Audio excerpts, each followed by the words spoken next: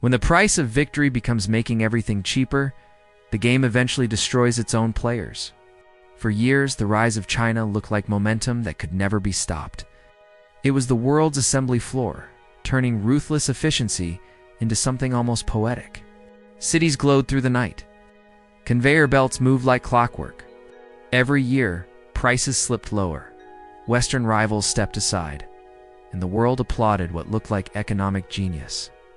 It was scale. It was discipline. It was planning on a civilizational level. Human effort is transformed into industrial horsepower. But every miracle carries a shadow. And the very strength that powered China forward, its ability to produce faster, cheaper, and larger than anyone else, has now become the force dragging it downward. This is not just an economic story. It is the story of modern capitalism being stretched to its outermost limits, where growth is rewarded even when it corrodes the foundation holding it up. What happens when the biggest manufacturing engine on Earth optimizes itself past sustainability? When efficiency stops being progress and starts becoming self-damage? To understand that, we have to go back to where the Chinese economic transformation began. In 1978, Deng Xiaoping stood before the Communist Party and broke a taboo that went to the heart of socialist ideology. Wealth, he said, was not something to hide from. It was not immoral. It was patriotic. And with that statement, he opened the door to one of the fastest economic shifts in human history. Farmers became merchants almost overnight. Villages grew into factory towns. Foreign investors saw not just opportunity, but destiny. There was cheap labor, endless manpower, and a government willing to rewrite rules to attract capital.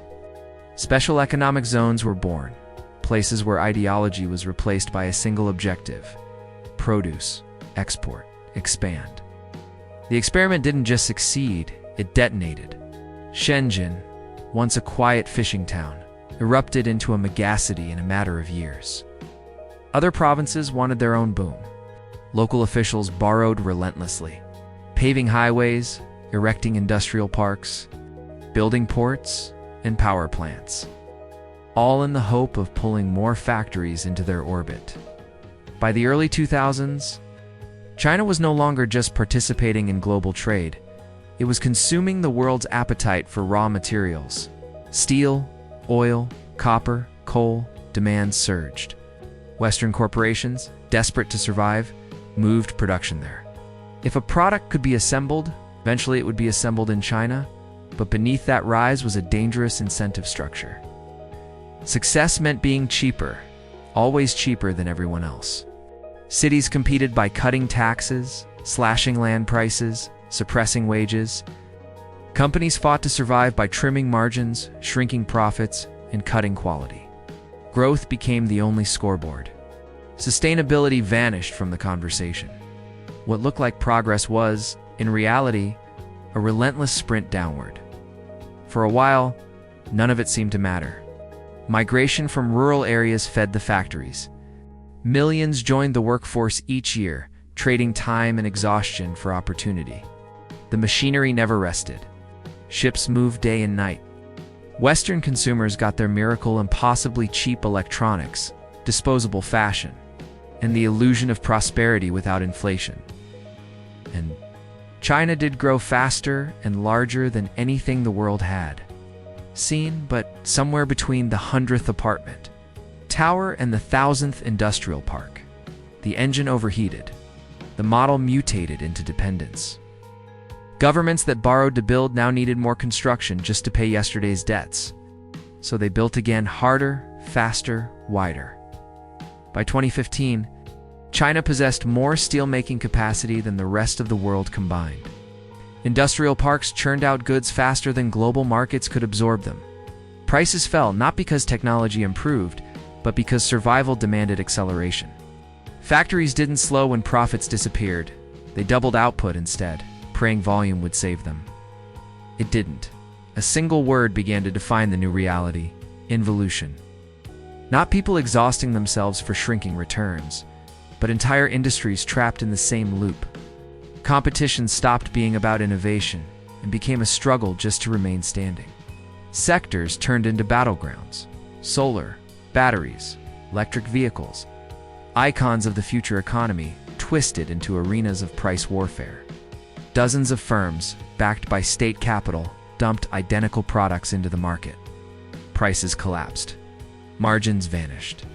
But stopping production meant losing face, losing legitimacy, so the cycle kept spinning. Cut prices. Match competitors. Erase profits. Freeze wages. For a moment, consumers benefited until they realized cheap abundance erodes prosperity. China had entered the age of industrial involution, where efficiency devours meaning, and production devours profit. This was no longer a race to innovate. It was a race to the bottom. And in every race to the bottom, there are no winners. That is why solar panels sell below cost. Why electric vehicles fill storage lots. Why tech companies slash prices in a shrinking domestic market, even as exports hit records. It's while profits sink by more than 20% in 2024, because when every player competes only on price, the only value left to fall is price itself. This isn't capitalism accelerating. It is capitalism consuming itself. And the irony? China has seen this before. Overproduction in coal and steel once required Beijing to intervene, closing plants, merging companies, sacrificing jobs to contain collapse. That time, the patient was a sector. Now, the patient is the system. Factories don't close because spreadsheets say they should. They close when politics allows it. And in China, politics rewards motion, even if the motion is circular. Behind the scenes, officials see the reality. Weaker profits, stagnant wages, mounting debt.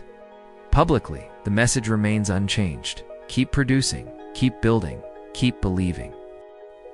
Because if the engine stops, the illusion does too. From the outside, the machine still looks triumphant, gleaming factories, towering export numbers, vast fleets of EVs and solar arrays ready to power continents, but on the inside, wealth creation is thinning, stretching, weakening. Output rises, value shrinks. Economists call it overcapacity. In China, it has become policy. The goal isn't quarterly profit, it is strategic dominance. Flood the market, undercut the world, drive rivals out, then control the supply chain they abandoned. It worked with steel, with shipping, with rare earth minerals, but now the scale is larger. Batteries, solar modules, electric motors, the infrastructure of the future. It is brilliant in theory, but brittle in practice. Because an empire cannot bleed forever in the name of victory. Subsidies turn discipline into dependency. Innovation stalls. Politics replaces productivity. And the difference between national strategy and national liability begins to disappear. Every subsidy preventing factory closures today is a debt. It's charged to tomorrow's stability. The strategy that once powered China's ascent now risks hollowing it from the inside. Dominance built on loss is not triumph, it is postponed collapse. And here lies the tragedy. The same engine that lifted millions from poverty now struggles to lift incomes any further. It suppresses prices worldwide, while suppressing its own wages. The world enjoys affordability. China absorbs the strain. Other nations feel it too. Local industries weaken. Emerging economies cannot compete. The planet receives cheaper goods, but at the price of stagnation. History has written this pattern before in Britain. In Japan, even in ancient Rome, empires optimized production past the point of balance and paid the cost long after. China knows this. Its leaders speak of rebalancing, of turning investment-driven growth into consumer-driven stability. But time works against systems dependent on momentum. Provinces keep building because their incentives demand it. The kitchen keeps cooking even while the nation tries to diet. And so, China finds itself trapped in paradox, the master of production that cannot create enough demand to make production worthwhile. A powerhouse of efficiency that cannot afford to stop. A society where growth once meant prosperity, but now means only motion. When production becomes identity, when output replaces purpose, When progress is measured by how cheaply more can be made that no one truly needs, efficiency ceases to be strength. It becomes disease, and there is nothing more expensive than becoming too cheap, because when a system optimizes everything except balance, eventually the only thing left for it to consume is itself. If this perspective changes how you see the world economy, stay with us. History leaves clues, and we will follow them together.